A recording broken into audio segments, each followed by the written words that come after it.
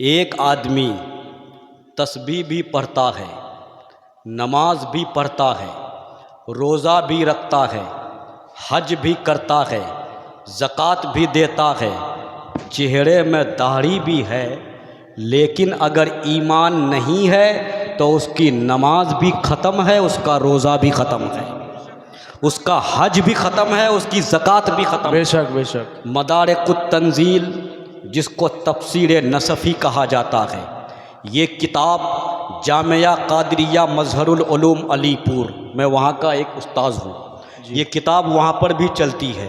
मदारिकुत तंजील कुरान की तफसीर में लिखी गई, उसमें है लिअन्नहा ला तुक़बलो बेदूनिल ईमान, अगर ईमान नहीं है तो नेक अमल भी कबूल नहीं है।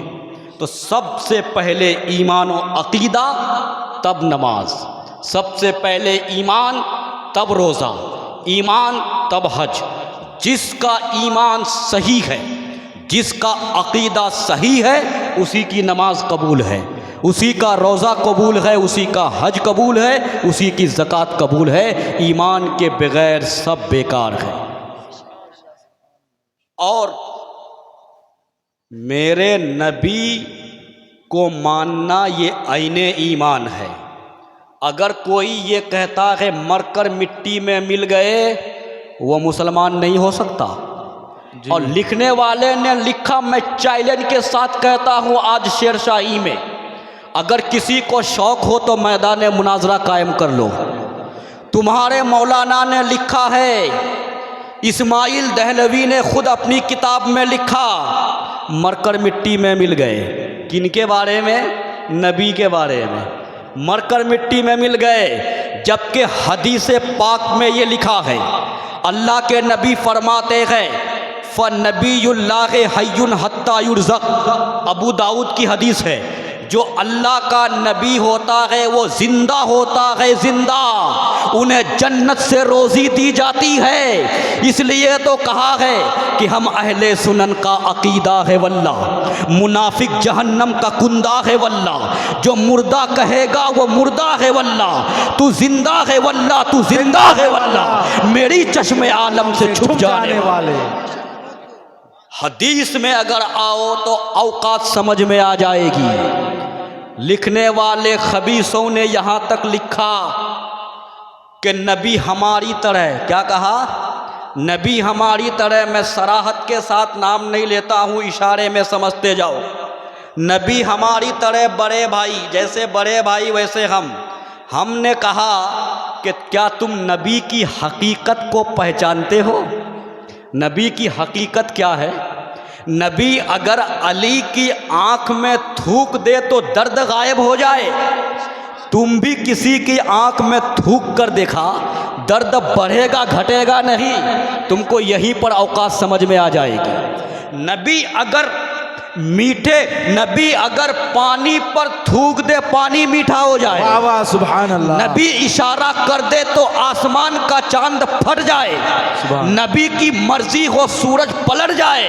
तुम भी इशारा करके देख तो हैसियत मालूम हो जाएगी, औकात समझ में आ जाएगी। मेरे नबी को अपनी तरह बशर न समझो, क्योंकि हजर के रूप में याकूत को हजर न कहो, बशर के भेष में लाकल बशर की बात करो। सुभान अल्लाह। ओ नबी के खैर चाहो तो खैरुल बशर की बात करो। अब आओ, तुम्हारी औकात क्या है, तुम्हारी हैसियत क्या है? लिखने का तुमने लिखा, छापने का छापा, जब बताया जाता है तो खुजली क्यों होती है? अगर छापे हो तो फिर सुनना होगा, क्योंकि किताब में कोई बात लिखी जाती है वो छुपाने के लिए नहीं, छपाने के लिए, मशहूर करने के लिए। गलत सलत किताबें लिखकर तुमने ईमान के लुटेरे बने हैं, तुमने लोगों के ईमान को बर्बाद करने की कोशिश की है।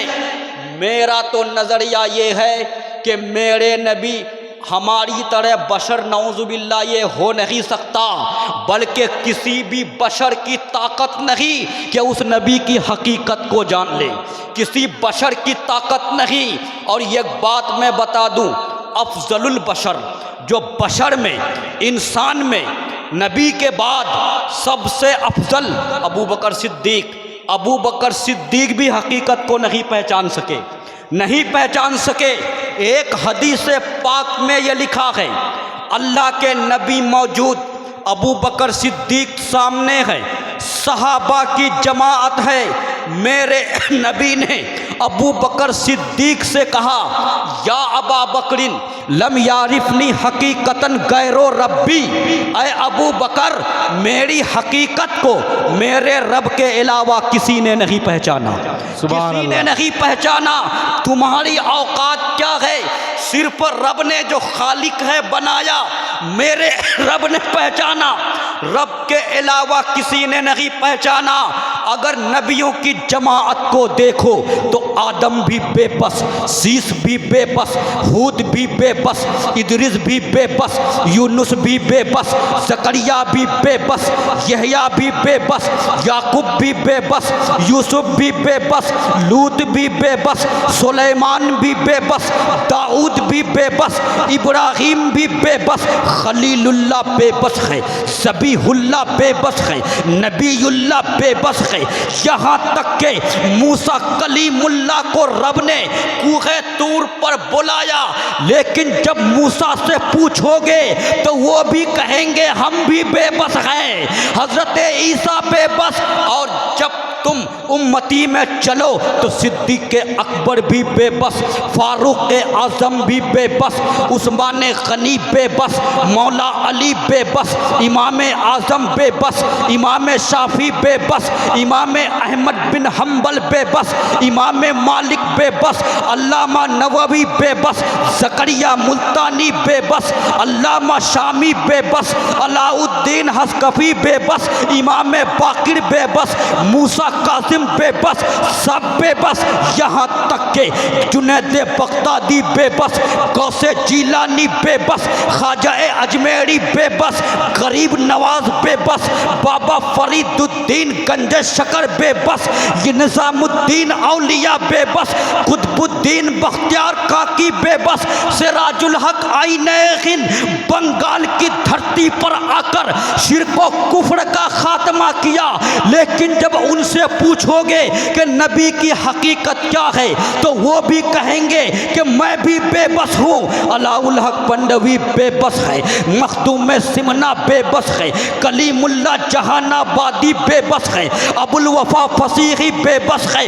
आखिर में मैंने ताजदारे अहले सुन्नत मुजद्दिदे दीनो मिल्लत इमाम अहमद रज़ा खान फाजिले बरेलवी से पूछा, ऐ मेरे आका, आपने उस नबी को मुज़म्मिल भी कहा, मुद्दस्सिर भी कहा, शाहिद भी कहा, नज़ीर भी कहा, नूर भी कहा, बुरहान भी कहा, जलाले ऐवान सुलेमान लिखा, तुर्रे नासिया सुम्बुलिस्ता कहा, कुर्रे दीदे नरगिस्ता कहा, गुलदस्ते बहारिस्तान जना कहा, याकूते नुस्खे इमका कहा, गौहरे मुगीते इत्का कहा, इत्र आमेज़ दिमागे कुदसिया कहा, मुकव्विमे नौए इंसा कहा, मुरादुल मुस्ताकीन कहा, अनीसुल गरीबीन कहा, रहमतुल लिल आलमीन कहा, ताहा व यासीन कहा। अपनी किताब में उस नबी को ताजदारे अरबो अजम कहा, फ़ख्रे आदमो बनी आदम कहा, साहिबे लौहो कलम कहा, मंबए इल्मो हिकम कहा, नबी अकरम कहा, नूरे मुजस्सम कहा, सैयदे आलम कहा। तो क्या आप भी बेबस हैं? तो ज़मीन बरेली से आवाज़ आती है, ए रहबर जामी, जब हमारे इतने आका बेबस हैं तो हमारी क्या औकात है, मेरी क्या हैसियत है? जब मखदूम में सिमना बेबस है तो मेरी क्या हैसियत? जब कलीमुल्ला जहानाबादी बेबस, मेरी क्या हैसियत? जब गौसे जीलानी बेबस, मेरी क्या हैसियत? जब ख्वाजा अजमेरी बेबस तो मेरी क्या हैसियत? ऐ रहबर खैबर जामी, मैंने ज़मीने बरेली से ये दुनिया वालों को मैसेज दे दिया है कि सरवर कहूँ के मालिक हो, मौला कहूँ तुझे, बागे खलील का गुले ज़ेबा कहूँ तुझे, तेरे तो वस्फ़ ऐबे तनाही से है बड़ी, हैरान हूँ मैं शाह क्या क्या कहूँ तुझे, लेकिन रज़ा ने ख़त्मे सुखन इस पे कर दिया, खालिक का बंदा खल्क का आका कहूँ तुझे। नारे तकबीर, नारे रिसालत, नारे रिसालत, नारे हैदरी, नारे हैदरी, नारे गौस, नारे गौस, मसलके आला हजरत, मसलके आला हजरत, इश्क मोहब्बत, इश्क मोहब्बत, इश्क मोहब्बत, इश्क मोहब्बत, बस्ती बस्ती कारिया करिया, हुजूर मुजाहिदे मिल्लत, हुजूर मुजाहिदे मिल्लत, मुफ्ती रहबर सिमनानी जामेई साहब क़िबला, नारे तकबीर, नारे रिसालत। जब उस नबी की हकीकत को अपने वक्त का सिद्दीक नहीं जान सका तो तुम फजूल होकर क्या समझोगे। मेरे भाई, आपको मैं मुख्तसर में बता दूं, रब तबारक व तआला ने कुरान पाक में ये फरमाया कि इन्न दीना इंदल्लाहिल इस्लाम, बेशक दीन अल्लाह के नज़दीक इस्लाम है। अल्लाह का मुक़द्दस धर्म इस्लाम है, अल्लाह का पवित्र मज़हब इस्लाम है। इस्लाम के अलावा जितने मज़हब हैं सब बातिल हैं। एक मज़हब, मज़हब इस्लाम अल्लाह का चुना हुआ मज़हब है, पसंदीदा मज़हब, जिसको रब पसंद करता है उसी मज़हब का नाम इस्लाम है। और आपको मैं बता दूं, आज अगर मेरे पास एक पैगाम पहुंचा कि ईरान की हुकूमत के बारे में आप क्या कहते हैं, मेरे भाई आप मुझको एक बात बताइए, 73 फ़िरके होंगे, 73 में से एक जन्नती बाकी जहन्नमी, तो जो शिया है वो सुन्नी तो नहीं है, वो भी जहन्नमी। लेकिन जब जंग का मामला हो, आज अमेरिका ईरान को मार रहा है, शिया समझ के नहीं मार रहा है, शिया समझ के नहीं मार रहा है, मुसलमान समझ के मार रहा है। इसलिए हमको हर हालत में ईरान की हिमायत करनी है। इस्लाम के नाम पे मार रहा है, अगर इसमें भी आदमी फिरकाबाजी करने लग जाए तब तो आज उसकी बारी है, कल हमारी बारी होगी। सद्दाम हुसैन को मारा, क्या समझ के मारा? वो तो सुन्नी था ना, सद्दाम हुसैन तो सुन्नी था। सद्दाम हुसैन को मारा, मुसलमान समझ के मारा। आज वो आयतुल्लाह खामनाई को मारा, शिया समझ के नहीं मारा, मुसलमान समझ के मारा। तो जितने भी इस्लाम का नाम लेने वाले हैं, जब मुकाबला यहूदी से होगा, जब मुकाबला दूसरे जो इस्लाम के दुश्मन हैं उनसे होगा, तो आपको एक प्लेटफार्म पर आना होगा, एक प्लेटफार्म पर आना होगा।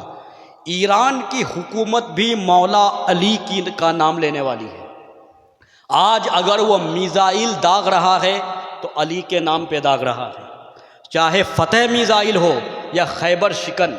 खैबर शिकन, खैबर के दरवाजे को तोड़ने वाले मौला अली थे। बेशक, और खैबर शिकन मिसाइल का मतलब ये है जो खैबर को तोड़ दे, खैबर को तोड़ने वाला खैबर शिकन।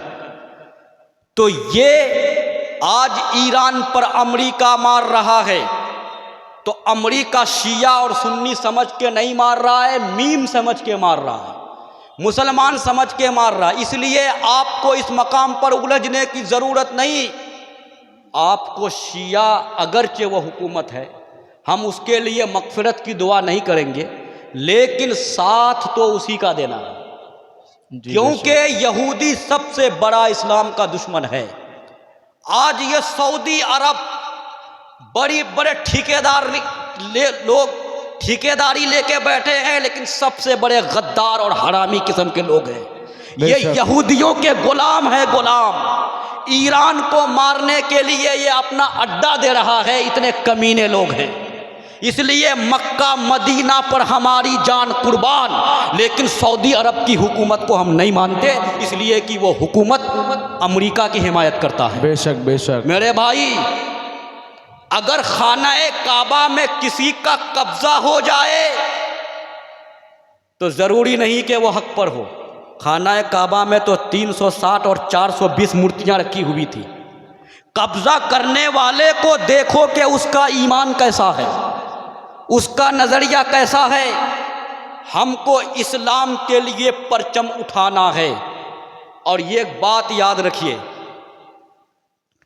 कि कुछ वक्त गुजरने दो, ये अमेरिका कहेगा इस्लाम था इस्लाम है इस्लाम रहेगा। वाह वाह माशाअल्लाह। इस्लाम था इस्लाम है इस्लाम रहेगा। बड़े हल्के में लिया था ईरान को, लेकिन जब मिसाइल की मार पड़ी तो ट्रंप भी बौखला गया।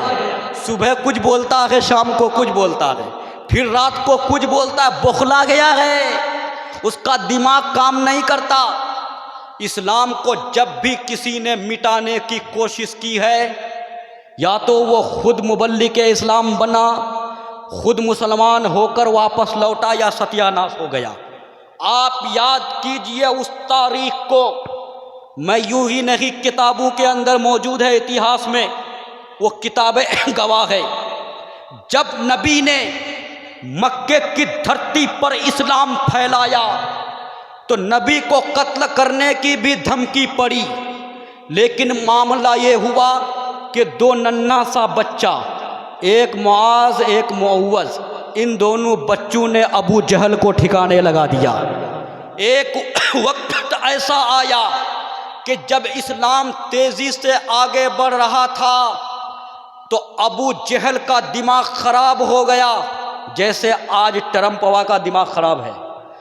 अबू जहल का दिमाग खराब हो गया। इस्लाम को मिटाने की हर मुमकिन कोशिश की, हर तरह से इस्लाम को मिटाने की कोशिश की। जब मक्का वालों को नहीं संभाल सका तो यमन खत लिखा, आज भी यमन मौजूद है, यमन खत लिखा। उस वक्त यमन का बादशाह था जिसका नाम हबीब यमनी था। हबीब यमनी को खत लिखा, ऐ हबीब यमनी, ऐ शाह यमन, मक्का वालों पर तुम्हारा बड़ा बड़ा एहसान है, तुम मक्का आ जाओ, क्योंकि मोहम्मद नाम का आदमी, अब्दुल्ला का बेटा, अब्दुल मुत्तलिब का पोता एक नया धर्म लेकर आया है, एक नया मज़हब लेकर आया है।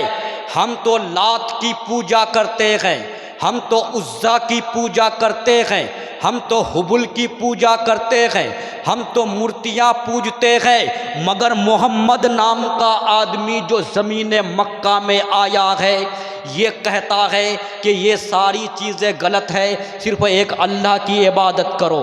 तो हमारा धर्म सत्यानाश हो रहा है। जितनी जल्दी हो सके तुम मक्का आओ, मक्का के लोगों को समझाओ। खत का मजमून पढ़ा, खत में जो लिखा था वो तहरीर पढ़ा। तहरीर पढ़ते ही यमन का बादशाह हबीब यमनी मक्का आ जाता है।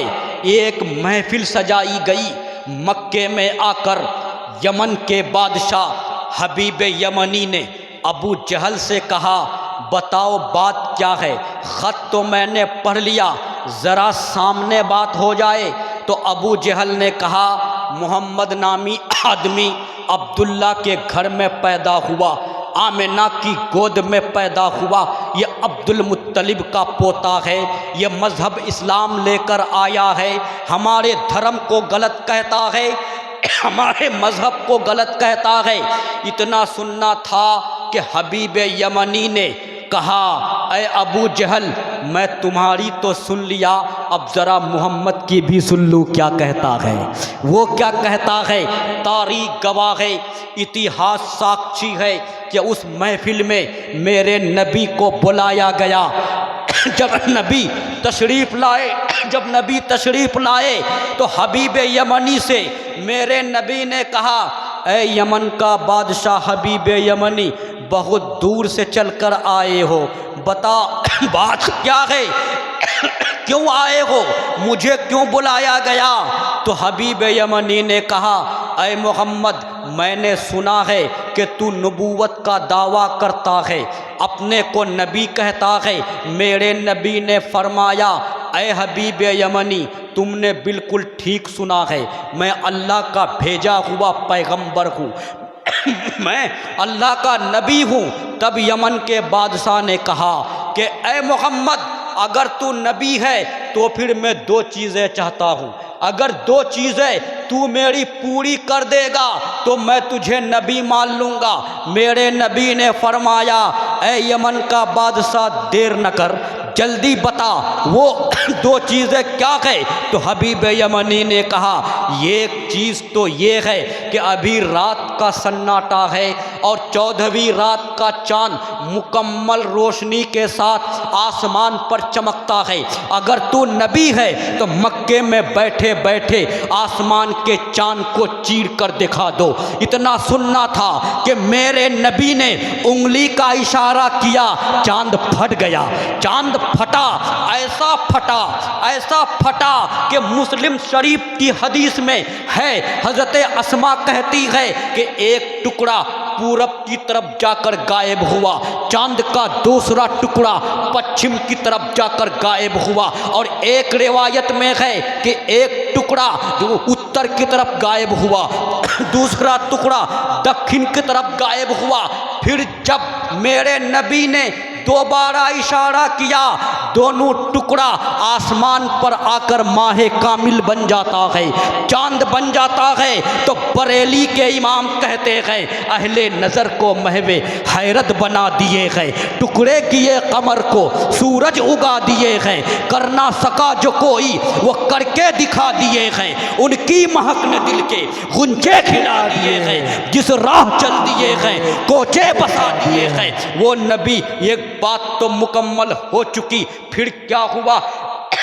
फिर ये होता है कि थोड़ी देर के बाद मेरे नबी ने फरमाया, ऐ यमन का बादशाह, मैंने तुम्हारी पहली ख्वाहिश पूरी कर दी, अब बता तुम्हारी दूसरी ख्वाहिश क्या है।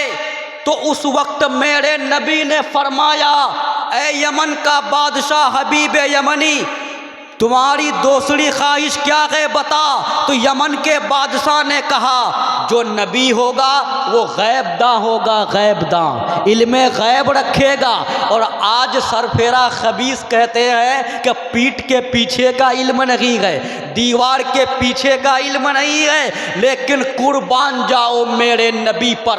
जब यमन के बादशाह हबीब यमनी ने कहा कि मेरी दूसरी ख्वाहिश क्या है, ये तुम खुद बताओगे, इसलिए कि जब तुम अपने को नबी कहते हो तो जो नबी होगा वो इल्मे गैब रखेगा, वो दूसरी ख्वाहिश बता देगा। तब मेरे नबी ने इरशाद फरमाया, ऐ हबीब यमनी, कान खोल कर सुन लो, तुम्हारी दूसरी ख्वाहिश ये है कि यमन में तुम्हारी एक बेटी है जिसका ना हाथ है, जिसका ना पैर है, जिसकी ना आँखें हैं, जिसके ना कान है, तू चाहता है कि अच्छी हो जाए, जा मैंने शिफा दे दी, जा मैंने शिफा दे दी। इतना सुनना था कि यमन का बादशाह पुकार कर कहता है, ऐ मक्का के दरो दीवार सुन लो, ऐ अबू जहल सुन ले, ऐ अबू लहब सुन ले, ऐ उतबा सुन ले, मैं कलमा पढ़ता हूँ, ला इलाहा इल्लल्लाह मुहम्मदुर रसूलुल्लाह। कलमा पढ़कर जब मुसलमान हो गया, मुसलमान हुआ ही सिर्फ मुसलमान ही नहीं बल्कि इतिहास ये कहती है, किताबें गवाह है कि हबीब यमनी ने कहा कि मैं यमन जाऊंगा, यमन में जाकर यमन वालों को बताऊंगा कि मोहम्मद अल्लाह के सच्चे रसूल हैं, अल्लाह के नबी हैं।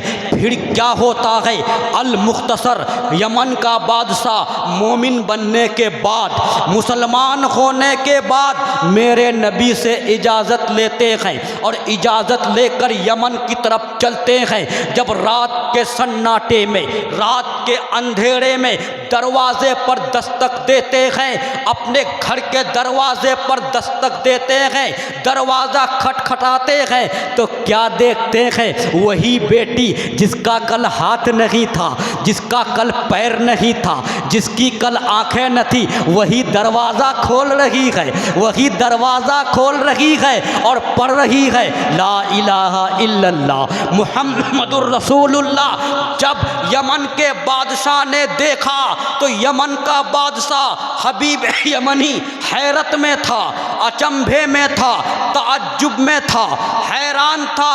पूछने लगा, बेटी तेरे पास हाथ नहीं था, तेरे पास पैर नहीं था, तेरा कान नहीं था, तेरी आंखें न थी, ये सब कैसे हो गई? तो बेटी ने जवाब दिया, बाबा मैं रात में सो रही थी, मैंने ख्वाब में देखा, मैंने सपने में देखा, एक नूरानी चेहरा वाला, काली जुल्फ वाला ख्वाब में तशरीफ लाए और कहने लगे, बेटी मैं तेरे बाप को मक्के में कलमा पढ़ाता हूँ, तू यमन में पढ़ ले। जो ही मैंने कलमा पढ़ा, मेरे हाथ हो गए, मेरे पैर हो गए, मेरी आंखें हो गई, मेरे कान हो गए। अब मैं उन लोगों से कहना चाहूँगा कि नबी तो मक्के में थे, ये कैसे बता दिया कि बादशाह है यमन की बेटी का हाथ नहीं है? ये कैसे बता दिया पैर नहीं है? पता चला कि इल्मे गैब है। तो अब मैं कहना चाहूँगा उन खबीसों से जो ये कहते हैं कि पीठ के पीछे का इल्म नहीं है, दीवार के पीछे का इल्म नहीं है। आज रहबर सिमनानी जामी इस स्टेज से डंके की चोट पर ये ऐलान करता है कि मेरे नबी तो वो थे कि रहते थे मक्के की धरती पर, खबर देते थे यमन की, रहते थे मक्के की धरती पर, खबर देते थे शाम की। आखिर कितना इल्मे गैब है? तो बरेली के इमाम ने झंझट ही को मिटा दिया और भारत से पुकारा, और कोई गैब क्या तुमसे नेहा हो भला, जब न खुदा ही छुपा तुम पे करो रो दरो। नारे तकबीर, नारे रिसालत, नारे रिसालत, मसलके आला हजरत। दो से पढ़िए। अल्लाहुम्मा सल्ले अला सय्यिदिना मौलाना मुहम्मद व अला सय्यिदिना मौलाना मुहम्मद। हज़रात गिरामी, मैं ज़्यादा देर तक और नहीं बोलूँगा। एक बात मैं बता दूँ कि शैतान अपनी शैतानी से कभी बाज नहीं आता। इस्लाम को मिटाने के लिए करबला की ज़मीन पर क्या हुआ? यजीदियों ने पूरी ताकत लगा दी, कासिम की जवानी लुट गई। यजीदियों ने सोचा इस्लाम मिट जाएगा, अली असगर के गले को तीर से छेद दिया गया। यजीदियों ने सोचा मिट जाएगा। नन्हे अली, अली अकबर की जवानी ख़त्म हो गई, लुट गई। मगर यजीदियों ने सोचा इस्लाम मिट जाएगा। इमाम हुसैन के सर को काट कर नेज़े की नोक पर चढ़ा दिया गया। यजीदियों ने सोचा इस्लाम मिट जाएगा, लेकिन दुनिया ने ये देखा जब इमाम हुसैन के सर को काट कर नेज़े की नोक पर चढ़ाया तो वो सर भी कुरान पढ़ता था। और कुरान की एक आयत, अम हसिब्त अन्ना अस्हाबल कहफे वर रकीम कानू मिन आयातना अजबा, ये आयत पढ़ता था।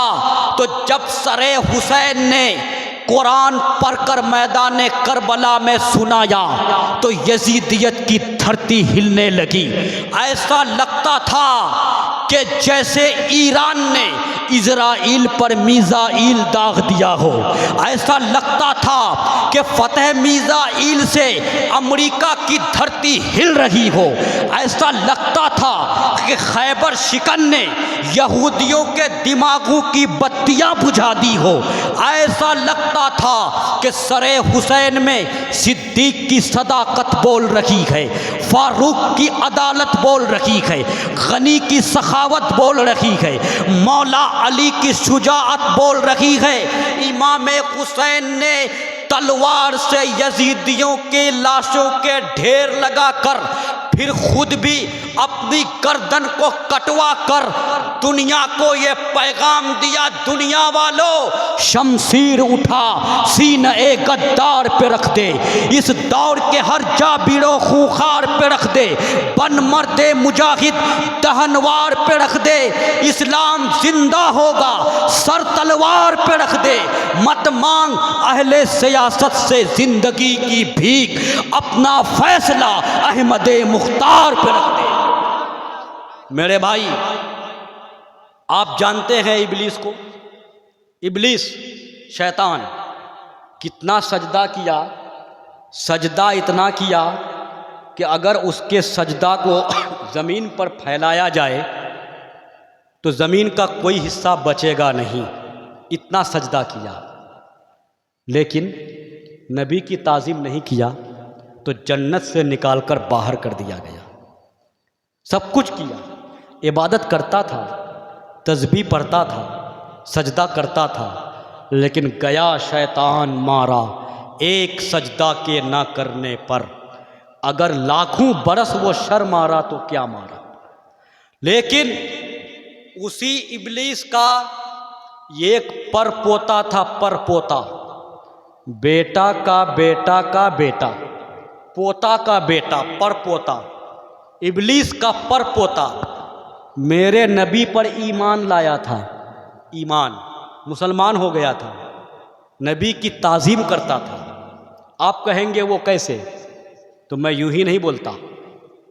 कुरान की तफसीर में एक किताब लिखी गई, खुलासतुत तफासीर, उस किताब के अंदर पेज नंबर 170 उस किताब में लिखा है कि हज़रत उमर मेरे नबी के साथ तहामा की तिहामा के एक पहाड़ पर चढ़ गए। जब पहाड़ पर चढ़े, वहाँ पर जाकर बैठे, एक बूढ़ा आदमी आया, इंसान की शक्ल में आया, कहने लगा अस्सलामु अलैकुम। मेरे नबी ने सलाम का जवाब दिया। जवाब देने के बाद मेरे नबी ने फरमाया कि तुम्हारी आवाज़ जिन्नात की तरह है, तुम इंसान नहीं हो, जिन हो, जिन। कहा हाँ मैं जिन हूँ, मैं इब्लीस का परपोता हूँ। क्या कहा? मैं इब्लीस का परपोता हूँ। या रसूल अल्लाह, ए रसूलों के सरदार, सैयदुल मुरसलीन, इसको याद रखिएगा, वो सैयदुल मुरसलीन कहा, रसूलों का सरदार कहा या रसूल अल्लाह, मैं इब्लीस का परपोता हूँ, मेरा नाम हाम्मा है, मैं बेटा हूँ हीम का, हीम बेटा है लाकीस का, और लाकीस बेटा है इब्लीस का। तो मेरा शजरा ये है कि इब्लीस से लाकीस, लाकीस से हीम, और हीम से हाम्मा यानी मैं। तो मेरे नबी ने फरमाया, ऐ इब्लीस के परपोते हाम्मा, ज़रा ये बता तुम्हारी उम्र कितनी है? कहा या रसूल अल्लाह, जितनी उम्र दुनिया की है उससे थोड़ी सी कम। मैं अपनी पूरी उम्र नहीं बता सकता, मुझे याद नहीं, लेकिन इतना जानता हूँ कि जब काबिल ने हाबील को कत्ल किया था, उस वक्त मैं छोटा सा बच्चा था, पहाड़ों में दौड़ता था, लोगों का गेहूं और चावल चोरी करता था, और लोगों के दिल में वसवसा डालता था ताकि लोग आपस में लड़ने लगे, झगड़ने लगे। इतना सुनना था। मेरे नबी ने फरमाया, ए इब्लीस का परपोता, तब तो तुम बहुत घटिया हो, तुम बहुत बुरा हो। तो उसने जवाब दिया, या रसूल अल्लाह, मलामत न कीजिए, मैं पहले वैसा था, अभी नहीं हूँ। या रसूल अल्लाह, मैं तो आप पर ईमान ला चुका हूँ। मेरी मुलाकात हज़रत नूह अलैहिस्सलाम से भी हुई थी। उनकी मस्जिद में 1 साल तक उनके साथ रह चुका हूँ। मेरी मुलाकात हज़रत याकूब से भी है, हज़रत यूसुफ से भी है, हज़रत मूसा से भी है। या रसूल अल्लाह, मैंने तौरेत भी सीखा, इंजील भी सीखा। जब मेरी मुलाकात हज़रत ईसा अलैहिस्सलाम से हुई थी तो हज़रत ईसा अलैहिस्सलाम ने फरमाया था, ऐ हाम्मा, जब मक्के की धरती पर वो आखिरी नबी आएगा उन पर ईमान ले आना और मेरा सलाम पहुंचा देना। या रसूल अल्लाह, हज़रत ईसा रूहुल्लाह का सलाम पहुंचाने आया हूँ, सलाम पहुंचाने आया हूँ। मेरे नबी ने सलाम का जवाब दिया। आप सलाम का एक मसला याद रखें, अक्सर लोगों को यह मालूम नहीं है। आपको अगर मैं सलाम करूं डायरेक्ट, अस्सलामु अलैकुम, आप जवाब क्या देंगे? वालेकुम अस्सलाम।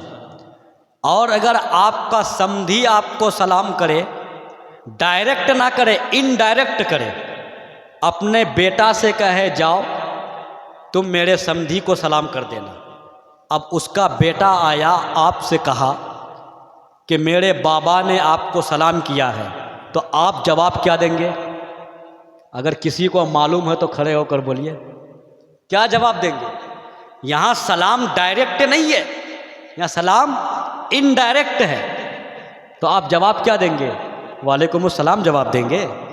नहीं, बल्कि यहाँ जब सलाम डायरेक्ट हो तो वालेकुम अस्सलाम, और जब वही सलाम इनडायरेक्ट हो, किसी के ज़रिए से हो, तो वह अलैका व अलैहिस्सलाम। इसको याद रखिएगा, वो अलैका वो अलैहिस्सलाम।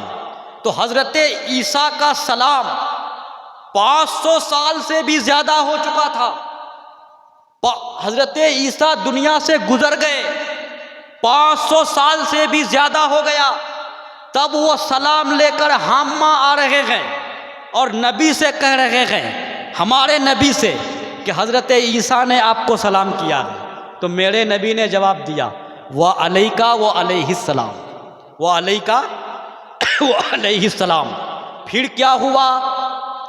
मेरे नबी से इब्लीस के परपोते हाम्मा ने कहा, या रसूल अल्लाह, मैं तो ईमान ला चुका हूँ, मैं तौरेत भी सीखा, इंजील भी सीखा, ज़बूर भी सीखा, अब मैं कुरान सीखना चाहता हूँ, अब मैं कुरान सीखना चाहता हूँ।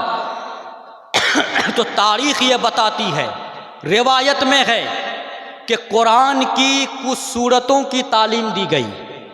इब्लीस के परपोते हाम्मा को कुरान का कुछ सूरत कुरान की बताई गई। फिर मेरे नबी ने फरमाया, ऐ हाम्मा, तुम तो अभी चले जाओगे, लेकिन जब कभी मेरी ज़रूरत पड़े तो मुझसे मिल लेना। हज़रत उमर फरमाते हैं, उसके बाद से लेकर अब तक मेरे नबी ने हाम्मा का कोई जिक्र नहीं किया। पता नहीं कि अब भी वो है या दुनिया से जा बसे। अब यहाँ पर मैं आपको एक बात समझाऊंगा। इब्लीस का परपोता था, तो परदादा काफिर, ऐसा काफिर कि जन्नत से निकाला गया, पहला काफिर, और उसी का परपोता मोमिन बन गया। बना कि नहीं बना? अपने दादा के नक्शे कदम पर नहीं रहा, नबी का आशिक बन गया। और ऐसा आशिक बना कि उस इब्लीस के परपोते हाम्मा को भी ये मालूम था कि जिस नबी से मैं मक्के में मिलता हूँ ये कोई आम नबी नहीं है, बल्कि ये तो नबियों का सरदार है, ये तो रसूलों का इमाम है। इसलिए तो कहा था, या सैयदल मुरसलीन, ऐ नबियों का सरदार। तो पता चला कि हाम्मा को ये मालूम था कि यही इमामुल अंबिया है, यही खातमुल अंबिया है, यही रसूलों का सरदार है। तो अब मुझे ये कहने का हक दिया जाए कि या रसूल अल्लाह, जब आपकी अज़मत को समझा सहाबा ने, जब आपकी अज़मत को समझा ताबेईन ने, जब आपके मकाम को जाना तबए ताबेईन ने, जब आपकी अज़मत को समझा जुनैद बगदादी ने, जब आपके मकाम को समझा गौसे जीलानी ने, जब आपकी अज़मत को समझा ख्वाजा अजमेरी ने, जब आपकी अज़मत को समझा बाबा फरीदुद्दीन ने, जब आपकी अज़मत को समझा गंजे शकर ने, जब आपकी अज़मत को समझा कुतुबुद्दीन ने, जब आपकी अज़मत को समझा निज़ामुद्दीन औलिया ने, जब आपकी अज़मत को समझा सिराजुल हक आईन ए हिंद ने, जब आपकी अज़मत को समझा अलाउल हक पंडवी ने, जब आपकी अज़मत को समझा मखदूम सिमनानी ने, जब आपकी अज़मत को समझा कलीमुल्ला जहानाबादी ने, जब आपकी अज़मत को समझा अबुल वफ़ा फसीही ने, जब आपकी अज़मत को समझा मुजाहिदे मिल्लत ने, जब आपकी अज़मत को समझा फासिले बरेलवी ने, तो या रसूल अल्लाह आपके मकाम को कोई घटा नहीं सकता, आपके मर्तबा को कोई मिटा नहीं सकता। जो मिटाने आया वो मिट गया। अबुल हिकम बनकर आया, अबू जहल बनकर दफन हो गया, यजीद बनकर आया, पलीद बनकर दफन हो गया, मुसैलमा बनकर आया, कज़्ज़ाब बनकर दफन हो गया, थाना भवन से आया वो भी मिट गया, गंगू से आया वो भी मिट गया, नानो तौ से आया वो भी मिट गया। तो बरेली का इमाम ने कहा कि मिट गए मिट जाएंगे, आधा तेरे न मिटा है न मिटेगा कभी चर्चा तेरा। नारे तकबीर, नारे तकबीर, नारे रिसालत, नारे रिसालत, मसलक आला हजरत, मसलक आला हजरत, अस्ती बस्ती करिया करिया, हुजूर मुजाहिदे मिल्लत, नारे तकबीर, नारे रिसालत। अब आखिरी बात, आप तो उसी नबी के उम्मती है ना, लेकिन आप सच्चे पक्के उम्मती उस वक्त होंगे जब आप उस पैगंबर के नक्शे कदम पर चलेंगे। जब आप, मेरे नबी ने फरमाया था कि ऐ लोगों, मैं तुम्हारे अंदर दो चीज़ें छोड़ कर जाता हूँ, एक कुरान एक अहले बैत, दोनों को मजबूती से थामे रहना। उनमें से किसी एक को भी अगर तुमने छोड़ दिया तो गुमराह हो जाओगे। आज अगर कोई बदअकीदा दिखे, कोई गुमराह दिखे, तो ये समझ जाना कि या तो कुरान को छोड़ा है या अहले बैत को छोड़ा है। इमाम अहले सुन्नत ने इसी को कहा कि दो जहां में खादिम आले रसूलुल्लाह कर, हज़रत आले रसूल मुक्तदा के वास्ते। बेशक आपने इस्लाम को सुना, इस्लाम के पैगंबर को सुना, उनकी अज़मत को सुना, लेकिन उनका पैगाम क्या था? लोगों, झूठ मत बोलो, चुगली मत करो, नमाज पढ़ो, रोज़ा रखो, हज करो, ज़कात दो, और ये शराब पीना बंद करो, बंद करो, बंद करो। ये शराब है जिसकी वजह से आदमी शराब के नशे में आकर घर में कभी माँ को गाली देता है, कभी भाई को गाली देता है, और बीवी को तो तलाक तक दे देता है। मैं बताना चाहूँगा कि अगर किसी ने शराब पी करके अपनी बीवी को तलाक दे दिया, वो तलाक हो जाती है, वो तलाक हो जाती है। हाँ, अगर किसी ने किसी को शराब पीने पर मजबूर किया, बंदूक लेके है, लाठी लेके है, अगर तू शराब नहीं पिएगा तो मार डालूंगा, और वो ये जानता है कि अगर मैं शराब नहीं पीऊँगा तो ऐसा ये करेगा, तो डर से मजबूर होकर अगर पी लिया, फिर जाकर तलाक दिया, तो वहाँ तलाक नहीं होगी, वहाँ तलाक नहीं होगी। लेकिन ऐसा तो होता नहीं है ना। आदमी जो शराब पीता है तो अपनी मर्ज़ी से पीता है, कोई दबाव देता है क्या? अपना पैसा खर्च करता है, और शराब पीने के बाद क्या करता है? गाली देता है, अलग गुनाह है। बकवास करता है, अलग गुनाह है। नमाजें छोड़ता है, अलग गुनाह है। मुंह से बदबू आती है, ये अलग तरह की बेगैरती है। और फिर घर में आकर जितनी गालियां बकता है, गुनाह होता जाता है। और फिर बगैर किसी शरई वजह के अपनी बीवी को तलाक तक दे देता है और वो तलाक हो जाती है। कलियाचक का मैं तो काजी भी हूँ, इस तरह का केस मेरे पास बहुत ज़्यादा आता है कि मौलाना साहब जब मैंने तलाक दिया था तो उस वक्त नशे में था। मैंने कहा नशे में था तो क्या हुआ, तलाक हो जाएगी। नशा पीने के लिए कहा कौन था? और आज हमारी कौम में ये दो बीमारी। हमारे नबी ने तो ये भी फरमाया मेराज की रात कि मैंने अपनी औरत की, अपनी उम्मत की औरतों को जहन्नम में ज़्यादा देखा। जहाँ पर 2-4 औरत जमा हो गई, खाली चुगली ही चुगली, गीबत ही गीबत। मेरी माँ बहनों, उस नबी ने तुम्हें पर्दा दिया है, तुम उस नबी के नक्शे कदम पर चलो। और आज मैं उन नौजवानों से कहना चाहूँगा जो माँ बाप से उलझते हैं। माँ बाप अगर कुछ कहते हैं तो उनके खिलाफ झगड़े में लग जाते हैं। न माँ की बात मानता, न बाप की बात मानता।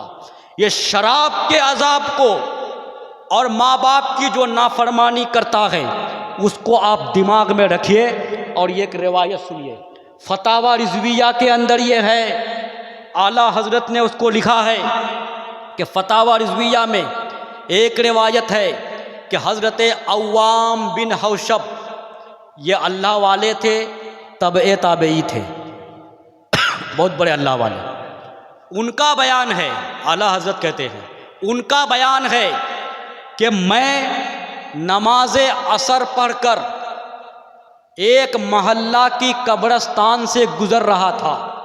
मैंने देखा कि अचानक ये कब्र फट गई, उस कब्र से एक मुर्दा निकला, एक मुर्दा निकला।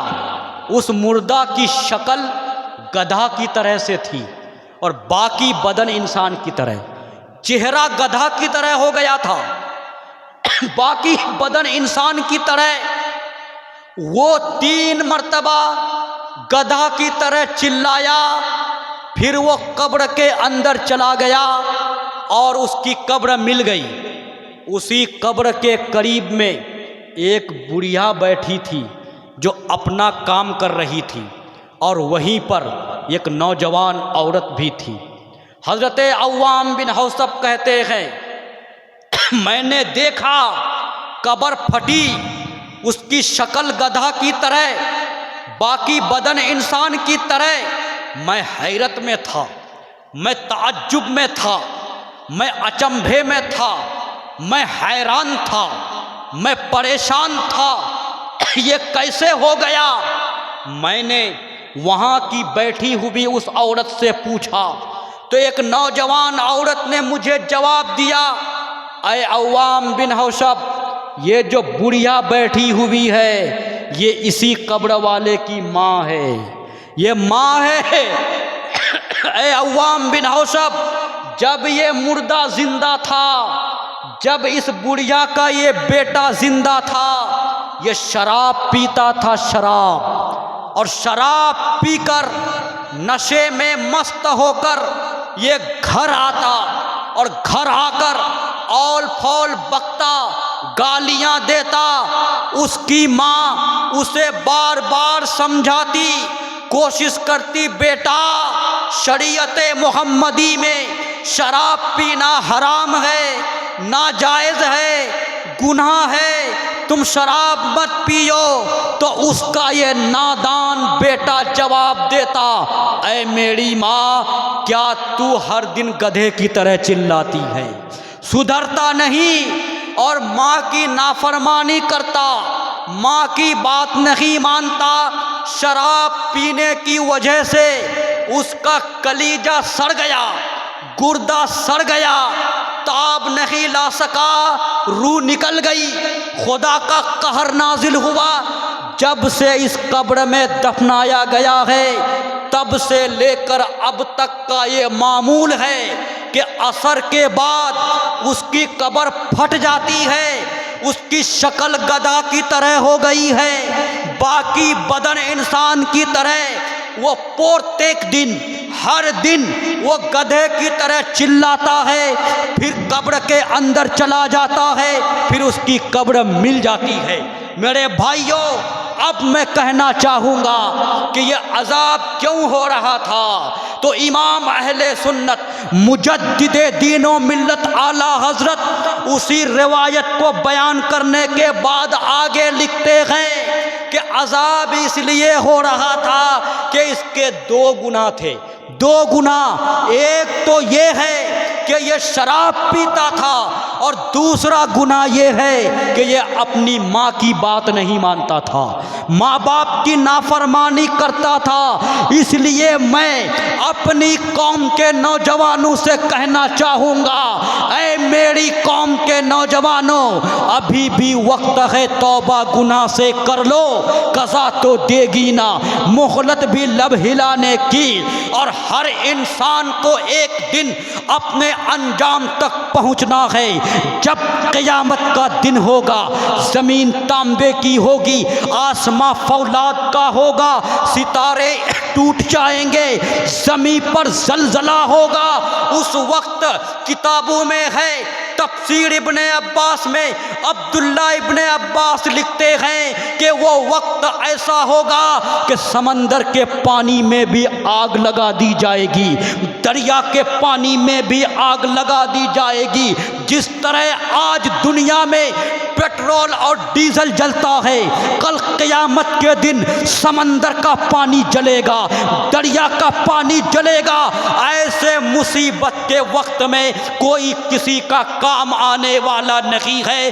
कुरान कहता है कोई जान किसी जान का बदला ना होगी, कोई नफ्स किसी नफ्स का बदला ना होगा, न बाप बेटे का होगा, न चचा भतीजे का होगा, न मामा भांजे का होगा, न दादा पोते का होगा। सब नफ्सी नफ्सी के आलम में होंगे, कोई किसी का यारो मददगार नहीं होगा।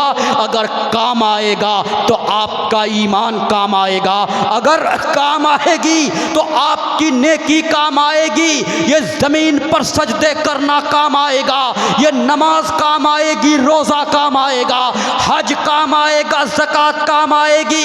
ये अय्याशी कल काम नहीं आएगी, ये मक्कारी कल काम नहीं आएगी, ये बेवफाई कल काम नहीं आएगी, माँ बाप को सताना काम नहीं आएगा। और सुनो मेरी मिल्लत के नौजवानों, अगर तुमने सही तरीके से शरीयत के दामन को थामा, नबी के दामन को थामा, नमाज पढ़ी, रोज़ा रखा, हज किया, ज़कात दिया, इस्लाम के फार्मूले पर अमल किया, इस्लाम के नियमों कवानीन पर चला, सही तरीके से अमल किया, रसूल के दामन को मजबूती से थामा, झूठ बोलना बंद कर दिया, चुगली करना बंद कर दिया, अय्यासी छोड़ दी, मक्कारी छोड़ दी, इसके नबी को अपने दिल में मुकम्मल तौर से बसा लिया, तब तो आशिके नबी ये पुकार कर कहेगा कि लुत्फ़ उनका आम हो ही जाएगा, शाद हर नाकाम हो ही जाएगा। साइलो दामन सखी का थाम लो, कुछ न कुछ इनाम हो ही जाएगा। नारे तकबीर, नारे तकबीर, नारे रिसालत, नारे रिसालत, मसलके आला हजरत, मसलके आला हजरत, अस्ती बस्ती करिया करिया, अस्ती बस्ती करिया करिया, हजरत अल्लामा मौलाना जनाब मुफ्ती रहबर समनानी साहब क़िबला। नारे तकबीर, नारे रिसालत। मेरे भाई, ये तो नसीहत वाली कुछ गुफ्तगू थी। ये जो हमारी कौम की औरतें हैं, पहले के ज़माने में मक्के की धरती पर औरतों को ऐसे ही बेचा जाता था जैसे जानवर को बेचा जाता है। कोई इज्जत नहीं थी, कोई मकाम नहीं था। और इंडिया में, हमारे भारत में क्या था कि किसी का शौहर, किसी का हस्बैंड अगर इंतकाल कर जाता था तो उसकी ज़िंदा बीवी को उसकी लाश के साथ जला दिया जाता था। ये माहौल था। और अरब में कहीं कहीं पर तो ये माहौल था कि अगर किसी का शौहर मर जाता था तो उसकी बीवी को मनहूस समझा जाता था। यहाँ तक कि 1 साल के लिए उसको काली कोठरी में बंद कर दिया जाता था, अंधेरे कमरे में। वो हंस भी नहीं सकती थी, वो मुस्कुरा भी नहीं सकती थी, कहीं जा भी नहीं सकती थी, वो नया कपड़ा नहीं पहन सकती थी। और वो औरत नया कपड़ा तो नया कपड़ा दूर की बात है, वो अपना पहना हुआ कपड़ा भी नहीं बदल सकती थी। 1 साल तक उस औरत को, उस मरे हुए शौहर की बीवी को 1 साल तक उसी झोपड़ी में अंधेरे कमरे में रखता। पेशाब पाखाना के लिए भी वो बाहर नहीं निकल सकती थी। ये हाल था। कुछ कुछ औरतें तो वहीं पर घुट घुट कर मर जाती थी, और अगर कोई औरत बच भी जाती थी तो उसको 1 साल के बाद उस अंधेरी कोठरी से निकाला जाता और उसके आंचल में दोपट्टे में ऊंट का पाखाना भर दिया जाता और उससे कहा जाता पूरे शहर में घूमो।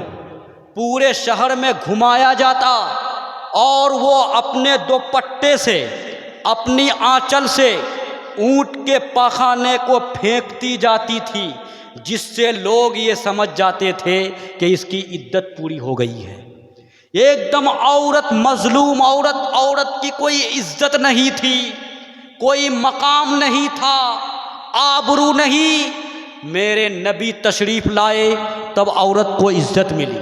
मेरे नबी तशरीफ़ लाए तो आपने ऐलान किया जिसके घर में बेटी हो उसको जहमत न समझना, बेटी रहमत है, रहमत। और फरमाया कि जिसके घर में बेटी हो सही तरबियत परवरिश करके अगर उसकी शादी दिला दे तो उसके लिए जन्नत है।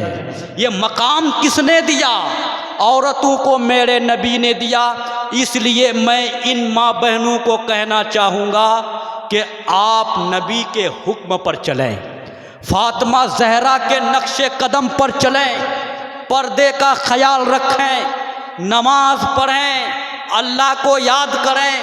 किसी की गीबत और चुगली से कोई फ़ायदा नहीं है। जिस नबी ने मकाम और इज़्ज़त दिया है उस नबी को समझने की कोशिश करें, उनकी शरीयत पर चलने की कोशिश करें। उस ज़माने में तो बच्चियों को ज़िंदा भी दफन किया जाता था। जो ही 6 साल उम्र होती जिंदा दफना दिया जाता था। ये माहौल था। तो अब मैं आखिरी बात कर दूं, मेरे नबी कब तशरीफ लाए?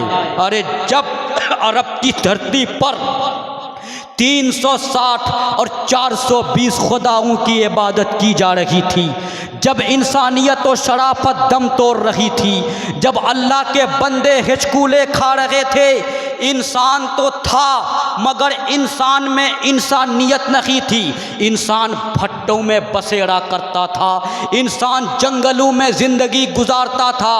खौफ ही खौफ का माहौल था, डर ही डर का माहौल था। कोई इज्जत नहीं थी, कोई रुतबा नहीं था, कोई मर्तबा नहीं था, कोई मकाम नहीं था।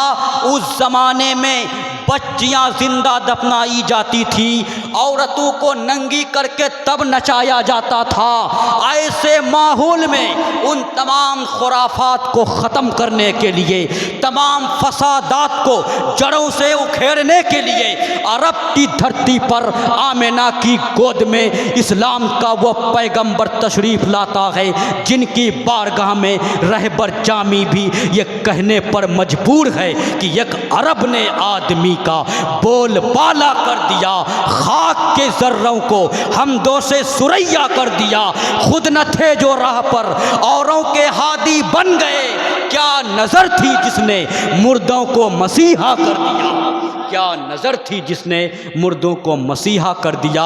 मैं अपनी बात को यहीं पर ख़त्म कर रहा हूँ। अगर मेरे बोलने में, आपके सुनने में कोई ख़ता हो गई हो तो मैं भी पढ़ता हूँ, मेरे साथ में आप भी पढ़ें। अस्तग़फ़िरुल्लाह रब्बी मिन कुल्लि ज़ंबिन व अतूबु इलैह ला इलाहा इल्लल्लाह मुहम्मदुर रसूलुल्लाह सल्लल्लाहु ताला अलैहि वसल्लम।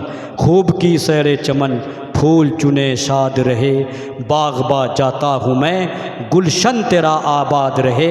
अस्सलामु अलैकुम व रहमतुल्लाहि व बरकातुहू।